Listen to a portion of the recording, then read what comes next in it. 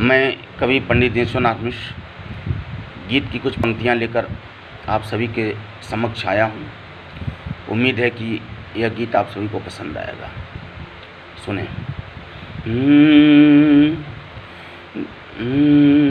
गीत मेरा सजल हो गया, गीत मेरा सजल हो गया, हर सवेरा नवल हो गया। आपके पाँव जब से पड़े,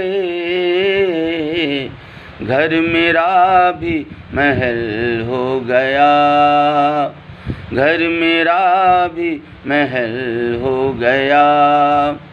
गीत मेरा सजल हो गया, हर सवेरा नवल हो गया।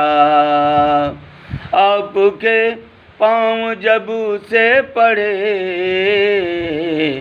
घर मेरा भी महल हो गया, घर मेरा भी महल हो गया।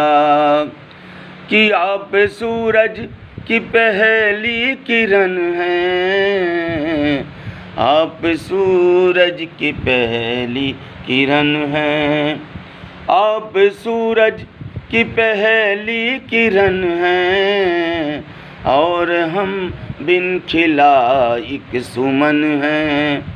आप सूरज की पहली किरण हैं, और हम बिन खिला एक सुमन हैं। ओ आपने मुझको छू क्या लिया,